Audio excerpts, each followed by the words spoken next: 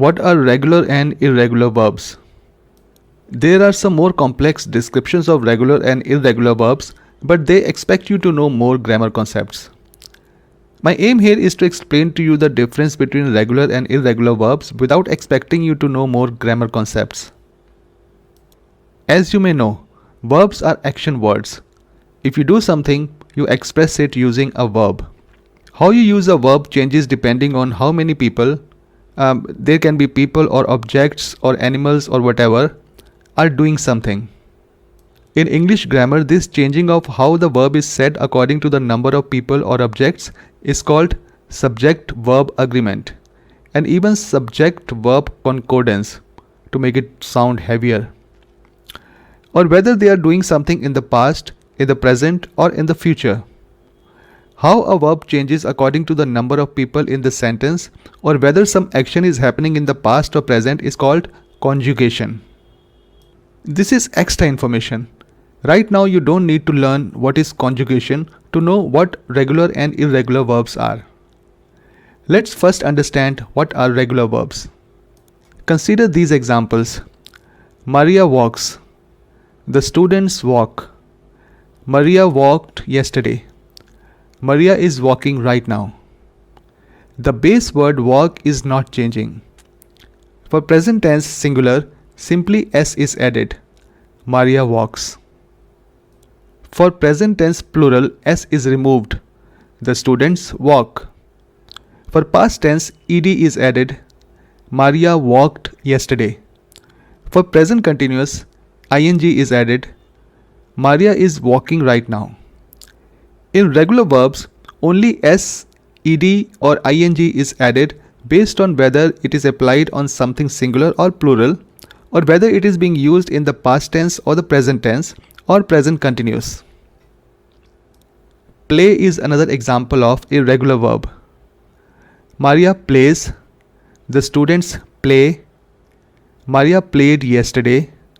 Maria is playing right now. Hence, how do you recognize regular verbs? Regular verbs are when the base word does not change for singular, plural, and past, present, and future tense. In irregular verbs, the base word itself changes. Consider this example. Sri Hari drinks sufficient amount of water. Sri Hari drank sufficient amount of water yesterday. Sri Hari has drunk sufficient amount of water today. As you can see, in the past tense, we are not using drinked, but either drank or drunk. Another example. Be careful, this dog bites. Be careful, this dog bit someone yesterday. Be careful, this dog has already bitten someone. As you can see, bite becomes bit in the past tense.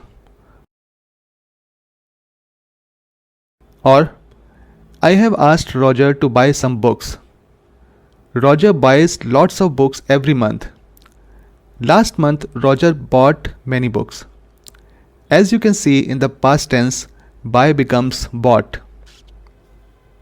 Without complicating things much, a good way of remembering whether a word is a regular verb or an irregular verb is that, in the case of an irregular verb, the way you say a verb also changes. This is important. In the case of irregular verb, the way you say a verb also changes.